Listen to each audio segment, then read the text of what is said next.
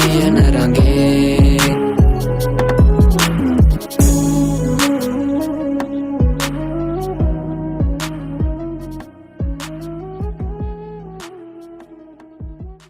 කොච්චර අමාරුද කියනනම් අද අපි මුව බීට් කරන්න යන්නේ ඕ එකක් විතරක් පාවිච්චි කරලා. හැබැයි ඩ්‍රැගන්ට ගන්න කලින් තව පොඩි වැඩක් තියෙනවා කරන්න. දැනට මේ සීරීස් එකේ එපිසෝඩ් දෙකක් ගිහිල්ලත් අපි තාම ඉන්නේ මේ කැත අට්ටාලේ ඇතුලේ. ඒක වෙනස් කරන්න කාලේ හරිද? ගෙදර නම් පොඩියට තමයි හදන්න හිතාගෙන හිටියේ. ඒ වුණාට ගෙදර පොඩි වුණත් අවශ්‍ය කරන බඩ් ටික නම් පොඩි වුණේ නෑ. ඒ නිසා අපේ ප්‍රථම රාජකාරිය තමයි ගෙදරට ඕන කරන මැටීරියල්ස් ටික හොයාගන්නේ. ලිස්ට් එකේ තිබුණ දේවල් වලින් ගේම් එකට තිබ්බේ බර්ච් එකයි ස්පෘස් එකයි විතරයි.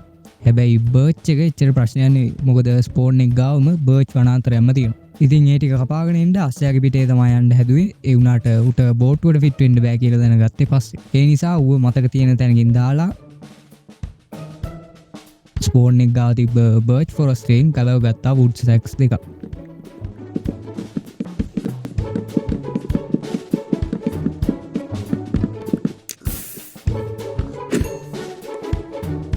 ඒ ටික ඇති වෙයි කියලා නම් තමයි හිතුවේ. ඒ වුණාට මදි වෙනවා.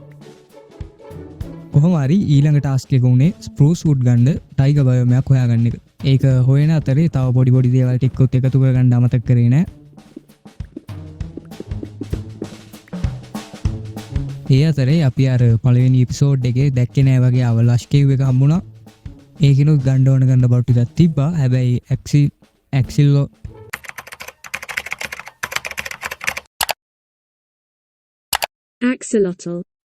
Axolotl කෙනෙක් හම්බුණා. ඊට පස්සේ ඌව බකට් එකට දාගෙන කේව් එකකින් ගන්න තිබ්බ දේවල් දෙක තුනකුත් අරගෙන ආයෙත් පටන් ගත්තා ටයිගර් සර්ච් එක.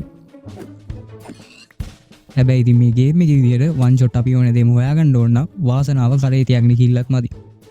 කොහොම හරි ජංගල් බයෝම් එකක්, තව ජංගල් බයෝම් එකක්, ෂිප්රැක් එකක්, අමුතු විදියේ බීච් එකක් සහ සාමගාමී දීවරයෝ දෙන්නෙක්ට පස්සේ ආයෙත් කරගිලා ඇවිල්ලා හිටියේ ගෙදර පැත්තටමයි. ඊට පස්සේ ඉතින් ඉන්වෙන්ටරි තිබ්බා නම්මලන් ටිකත් ගෙදරින් දාලා Axolotl තාවකාලික ගෙදරක් හදලා දීලා ආයෙත් ගියා ස්පෘස් වුඩ් හොයාගෙන.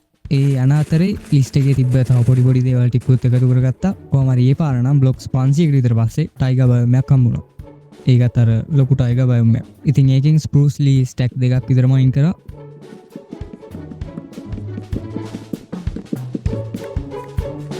පෝස්ට් ඩට් ස්ටැක් දෙකකුත් මයින් කරගත්තා. ඊට පස්සේ අනාගත අවශ්‍යතාවයන් වලට සැප්ලින්ග්ස් 3-4කුත් එකතු කරගෙන ආයෙත් ආවා බේස් එක පැත්තට. ඉතින් මැටීරියල් ලිස්ට් එක සම්පූර්ණ නිසා ඊළඟ වැඩේ උනේ ගෙදර හදාගන්න ඉඩක් වින් කරගන්න එක. ඒ කියන්නේ අපේ පරණ ගෙදරට සමු දෙන්න වෙනවා.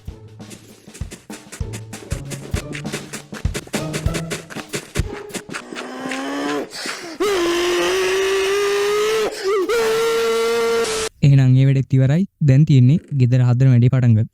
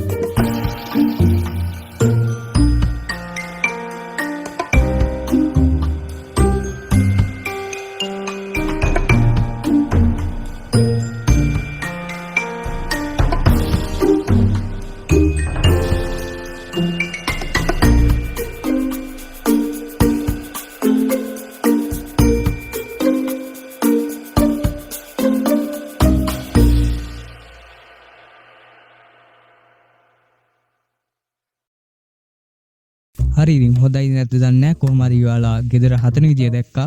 දැන් තියෙන්නේ ගෙදර ගැන විස්තරයක් දෙන්න. මුලින්ම මෙහෙම පාත්‍රයක් තියෙනවා ගෙදරට එන්න. එහෙම එනකොට වම් අත පැත්තේ පොඩි පොන්ඩ් එකක් වගේ එකක් තියෙනවා. එතනින් දකුණු අත පැත්තට හැරුණාම අපේ අස්සයාගේ නවාතන තියෙනවා. අස්සයා මෙතන නැති වුණාට ඊට පස්සේ මෙතන නිකන් මේසයක් වගේ එකක් තියෙනවා. ඒක දාන්නත් හේතුවක් නැහැ. නිකන් ආතල් එකට වගේ දැම්මේ. එතකොට මෙතනින් පොඩි රහස් දොරක් වගේ එකකුත් තියෙනවා. ඒකෙන් යන්නේ කොයිද කියලා මම පස්සේ පෙන්නන්නම්. එතනින් එළියට ඇවිල්ලා පොන්ඩ් එක ගාවින් වම් අත පැත්තට ගියාම තියෙනවා පොඩියට ෆාම් එකක් වගේ හදපු කෑල්ලක්. හැබැයි මේක ප්‍රයෝජන කරන්න නම් අදහසක් නැහැ. නිකන් ලස්සනට වගේ දැම්මේ. ඊට පස්සේ අපේ ගේ ඇතුළට ගියොත් මෙන්න මෙහෙම තමයි ඉන්ටීරියර් ඩිසයින් එක තියෙන්නේ. මෙතන පොඩි කුස්සියක් වගේ කෑල්ලක් තියෙනවා. උයන්ඩ බියන්ඩ ඔක්කොම සෙට් කරලා තියෙන්නේ. තව මේක රන් කරගෙන යන්න ගෑනු පාරණයක් විතර අඩු. එතකොට මෙතන ජනේලේ ගාව මේසයක් දාගත්තා. ලස්සන view එක බලාගෙන කෑම කන්න නැත්තම් ලයික් එකක් දාන්න ඔගයක් කියන්න. මෙතනම ලොකු ඩෙකරේෂන් එකකට කියලා කරේ මේ ගහ වගේ එක විතරයි. හැබැයි මේකත් මාරු කරන්න ඕනේ පස්සේ. මේ බෙල් එක නම් ඉස්සෙ විලේජ් එකේ මොකද උන් පාවිච්චි නැහැ කියලා කිව්වා. එතකොට මේ ට්‍රැප් ඩෝ එකෙන් පල්ලෙහාට આવුත් තියෙනවා පොඩි සීක්‍රට් අන්ඩර්ග්‍රවුන්ඩ් බේස් එකක් වගේ එකක්. මේක වටේටම චෙස්ට් වලින් පුරවන්න තමයි හිතාගෙන ඉන්නේ. තව මොනා හරි ඕන වුණොත් යටට යන්නත් ඉඩ තියෙනවා ඕනද. ඊට පස්සේ අපේ උඩ දත්වට යද්දී අපිට පළවෙනිට හම්බෙන්නේ අපේ පළවෙනි ගෙදර තිබ්බ ඩයමන්ඩ් බ්ලොක් එක. එතනින් ඉස්සරහට આવුත් තියෙනවා බෙඩ්රූම් එක කියලා හිතාගෙන ඉන්න එක. ඒකේ දැනට බලන්න කියලා නම් තියෙන්නේ මේ ඇඳයි වටේට තියෙන අනම්මනන් දේවල් ටිකයි විතරයි. එතකොට එච්චරම සබ්ස් එතකොට එච්චරම තමා දැනට බලන්න කියලා තියෙන්නේ. එහෙනම් ගෙදර වැඩේත් ඉවරයි. දැන් තියෙන්නේ මකරගේ වැඩේ ඉවර කරන්න. ඉතින් ඒ වැඩේ කරන්න යන්න කලින් දැක්කා අපේ ෆාම් එකේ අල ටිකක් එහෙම ඇදිලා තිබ්බා. ඒ නිසා කරේ ටික හාවස් කරගත්ත එක. එතකොට සීඩ්ස් ටිකක් අතට ආපු නිසා හිතුවා ඒ ළඟ හිටපු කුකුල්ල ටිකකුත් අපේ සත්ව ගොවි වලට එකතු කරගන්න. ඒ වුණාට මගක් යද්දී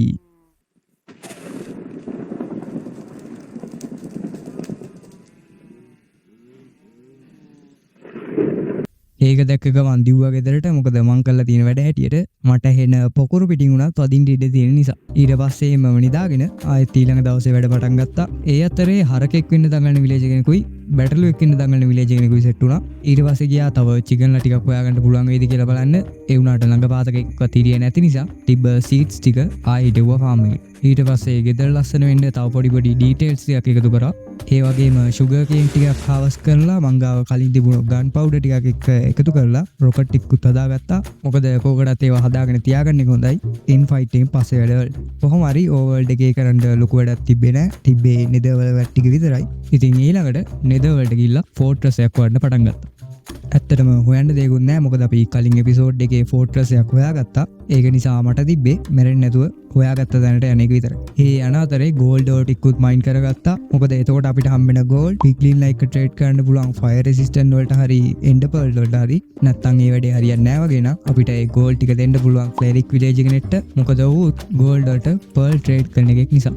කොහොම හරි ෆෝර්ට්‍රස් එක ළඟට ලං වෙනකොට මේ තුනා රිස්ක් එකක් ගන්නවට වඩා හොඳයි කෝකටත් ෆයර් රෙසිස්ටන්ට් පෝෂන් එකක් හදාගෙන යන එක කියලා.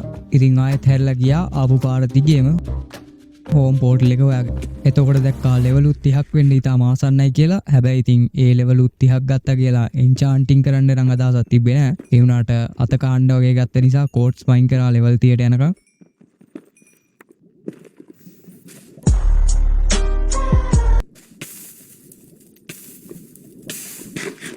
ඊට පස්සේ ආයෙත් ඕවර්ල්ඩ් එකට ඇවිල්ලා රෑ වෙලා තිබුණ නිසා ටිකක් නිදාගෙන එහෙමම ගියා පෝෂන් එක හදන්න.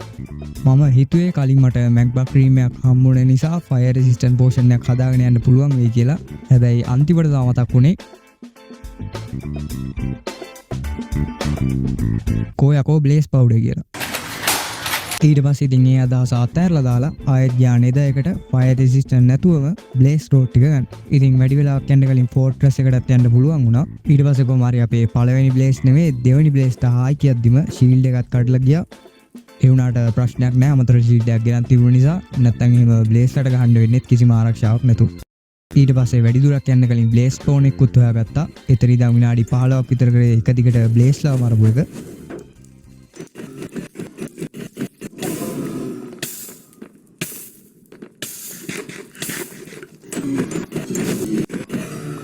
අන්තිමට ඉතින් එතනින් එළියට ආවේ බ්ලේස් රෝඩ් 9කුත් එක්ක.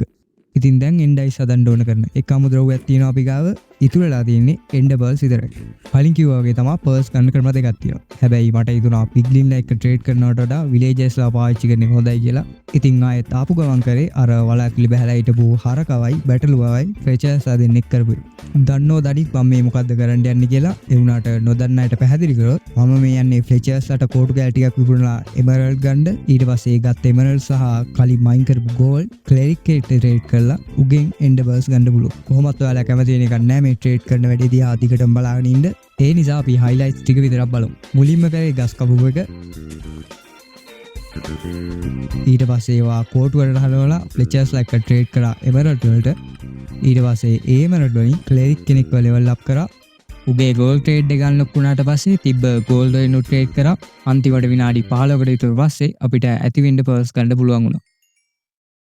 එහෙනම් ඉතින් එන්ඩ් බර්ල් ටිකයි බ්ලේස් රෝඩ් ටිකයි දාලා එන්ඩ් අය හදාගෙන අපි යන්න ඕන අර පැත්ත.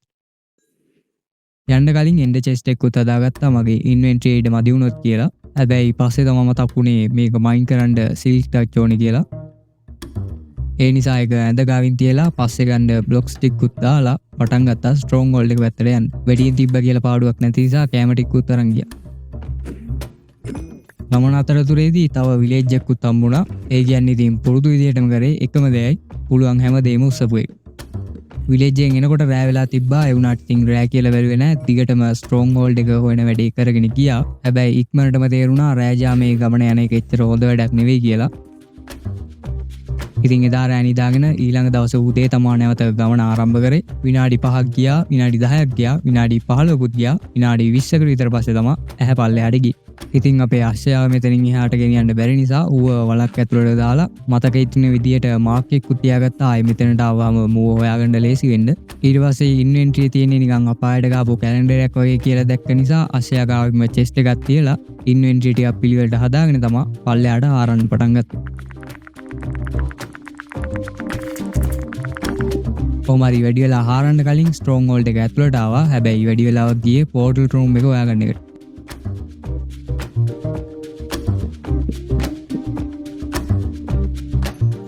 ඒක හොයාගත්තට පස්සේ මදි වෙලා තිබ්බ එන්ඩ් අයිස් ටිකක් දාලා පෝර්ටල් එක ෆිල් කරා. දැන් ඉතින් තියෙන්නේ හෝ එකෙන් ඩ්‍රැගන් ගේ ආච්චිට හාල් කරලා එන්න.